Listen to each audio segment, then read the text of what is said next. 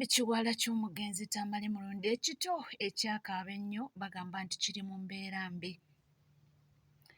Ate ye Bajjo yeeyongedde okuba nga akulaga engeri ki oba Weasel gy'alina okweyisaamu n'ebigenda mu maaso mu entertainment industry. Ate waliwo akabenje akagudde ku lwa entebe ekitubulu era nga babiri bafudde. Bingi nnyo byonna byonna ngenda okuba nga nkutuusaako. Ate ye Barbie bali batya ne mwami we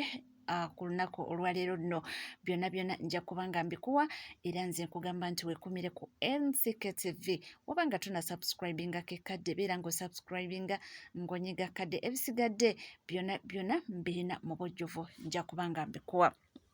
Kaakati amawulire agaliwo galaga nti ekiwala kya Tamale Mirundi ekito ennyo ekyasinga okuba nga kikaaba. Omwana ono yakaaba nnyo nnyo nnyo n'akwasa abantu ennaku n'ekisa era ng'abamu batuuka n'okugamba nti oba oliyaawo singa bamanyi bandibadde bagenda ne bamunoonyaako balabe ali mu mbeera ki. Amawulire agavaayo nti omwana ono essaawa eno etwogerera ali ku kitanda nti amaaso gaaziba. Okusinziira ku mami we agambye nti omwana muwala ono bamuyita Malaika Maureen nti naye bwe baali ku lumbe mbu waliwo omuntu yajja n'amwambaza gagozi oba egalubindi nti okuva olwo omwana we amaaso ne gafa era tegaddangamu kulaba. Wunno maama ng'agezaako okunnyonnyola. Malaika Emma, she's called Malaika Maureen. She's called Malaika Maureen. I'm not a widow to Mwami Mirundi. I'm just a mother. I've known him for years, 17 years. I am not a widow. I am a mother. And I am a pastor. Malaika waliwo yamwambaza galubindi eri mu kufiirwa. Just yamwambaza ki? Oli yamwambaza galubindi. This is here, remote yino. Yamwambaza galubindi nga mulwadde w'amaaso.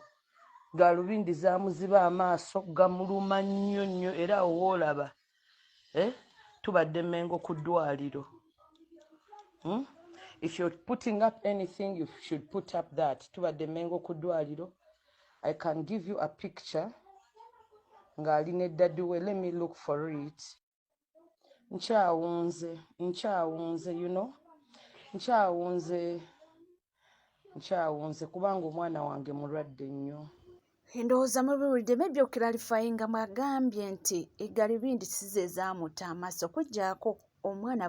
baamwambaza egalubindi olwedde yali mulwadde w'amaaso. Kati bwe bateekako galubindi ziri mbu amaaso ne gazimbira ddala ne gamulumira ddala oba red eye oba biki. Naye omukyala akiralifayinze n'abagamba nti bannange n'essaawa ya kakati akyali mu shock okulaba nti Mirundi yamuva ku maaso kubanga abadde amumanyidde ebbanga ate nga taata w'omwana we. So ge mawulire agaveeyo abadde bagamba mwena mwagamba ng'asinga manyi gy'ali n'engenda n'emunoonyaako naye ate abasinga okukyogera bambi bali mitala w'amayanja. Wanga nalaba abantu bangi nga bali concerned nga buli omu agamba singa mbadde mu Uganda nandibadde ngenda n'enoonya ku mwana oyo kubanga bambi yakaaba nnyo nnyo nnyo yakaabira nnyo kitaawe oyo Malaika Maureen. Naye tweyongera okuba nga tumusabira bambi atereere kubanga ye maama we agamba nti embeera mwali nnungi ate weewaawo omwana ono muyinza okuba nga kituufu amaaso gamuluma naye ate naye ayinamu shoka eri nti taata we yaluwala nga takimanyi yali ku ssomero. Ajjukira mwana muto ne babisirikira tebaamugamba baamunoona bunoonyi ku ssomero nti taata we afudde kitegeera. So ebyo bintu byonna byonna w'obigatagata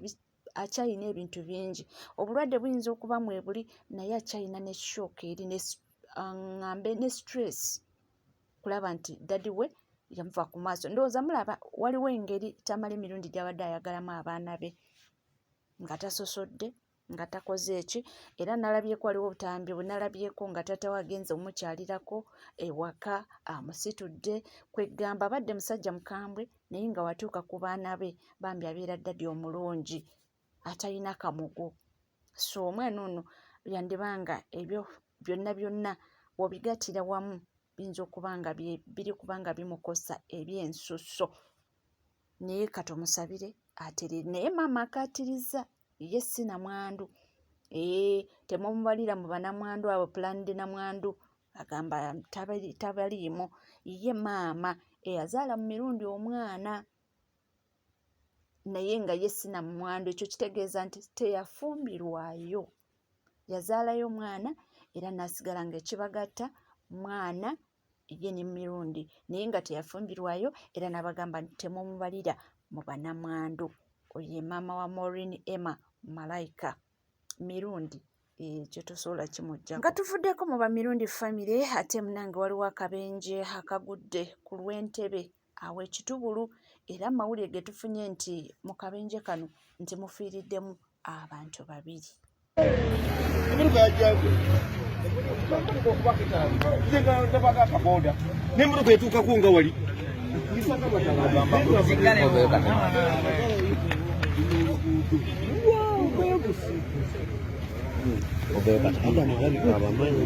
bawali oli wawali mukazi nakali oyo munene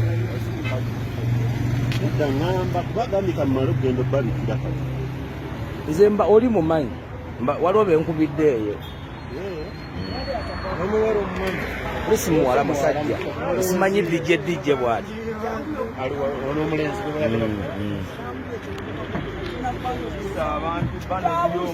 oyo avugira eri mukano nakali oyo munene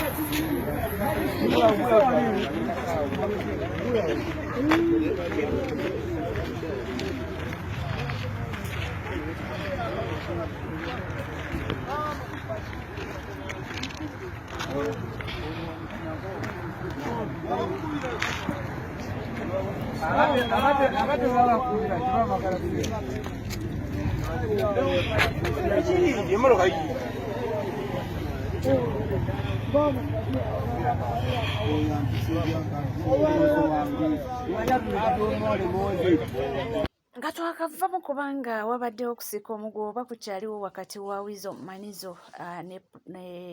ne mwami eyamutegeka oba mutegesi wa River Nebat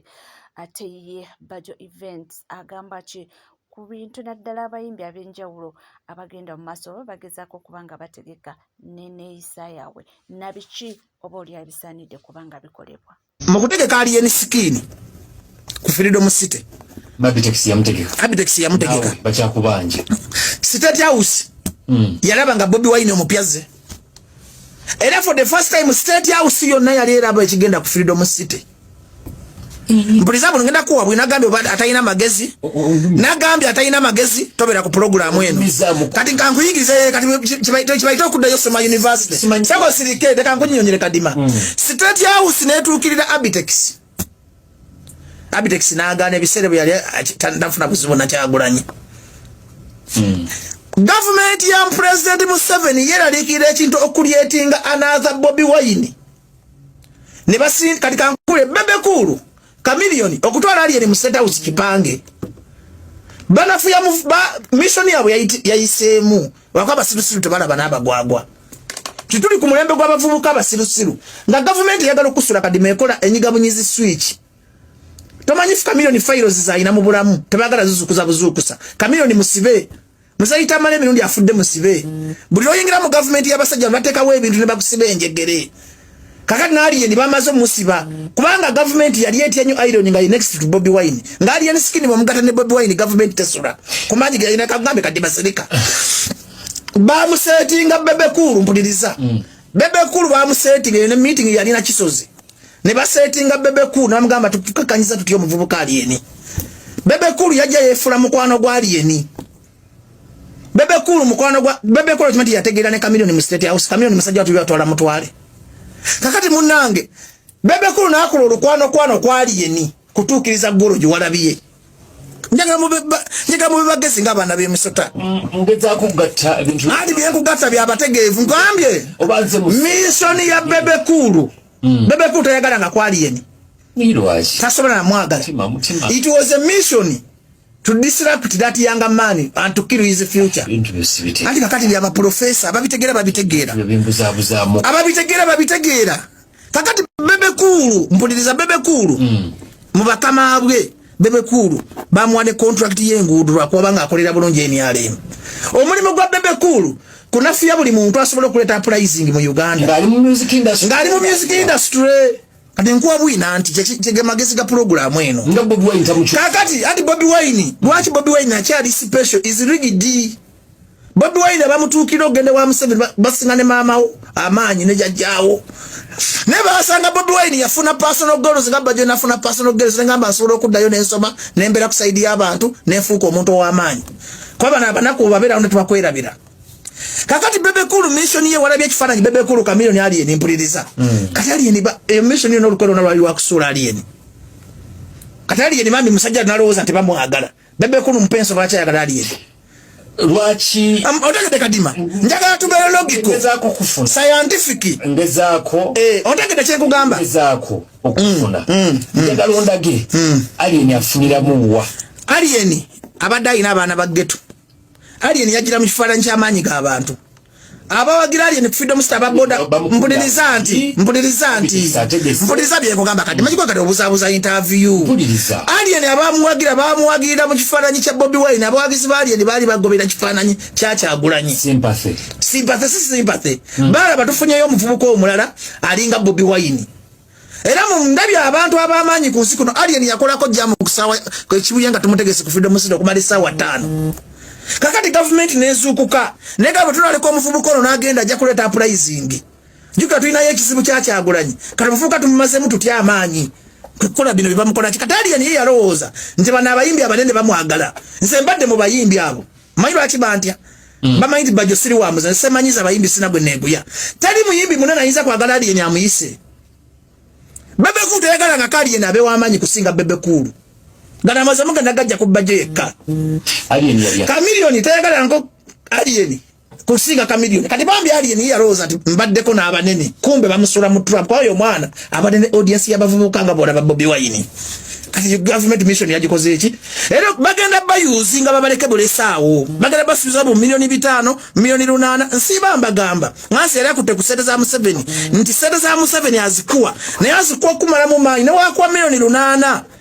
tesika aina value ate omuntu afe munagonga oxygen tayina bafa bazikolomera kivuga nga bakusasira bamayinja bakaba badde ku drawing board ne baga katudde mu bantu kolenga zi concert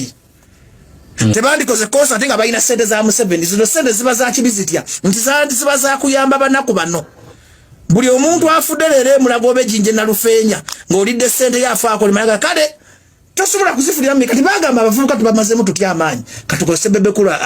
asirwazi kwa alien tayagala nkogenda mu State House naye force yaba big two abo ye yamutute muki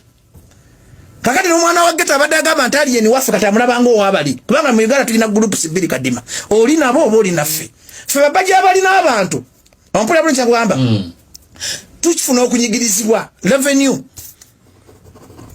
nakolaga invoice nga kwezi nga bamanja milioni 4 bantekako ateera ekivulu kyali nekisakola 5 bakunyigiriza paka oba serving ne kasomala bayingira mu booti obanga agenze mu lumina tosobola kubavaamu kati njagala ombule alien yasigadde kyekimu ng'agenze wa Museveni gwangamba kati yasigadde kyekimu abantu bangi abakomyewo ne bamanya nti Bobi Wine yali ebyo si bigambo byange munnange bigambo by'omusajja mukulu Bajo Events naye mwakitegeddeko nti yazzeeyo ku ssomero era essaawa eno wetwogera student Bajo yazzeeyo ku ssomero era nga kati student awedde emirimu twamulabyeko mu kilaasi naye nga munnange bamusoyasoya ebibuuzo naye nga bebamubuuza musajja wattu nga tabitegeera naye nga ssaawa yonna mujja mulaba naye nga bamutikkira ate bwe banamala omutikkira awo ndowooza nga tutegeera ki ekiddako abalaka ki naye nze naawe oli ku NCK TV nkugamba kimu nti bw'obanga tona subscribinga kekadde obeere ng'osubscribinga ringinga that notification bell sharinga likinga saako n'okubanga oleka komenti ebisigadde butereevu tujja kubanga tukomawo nabyo tovaawo.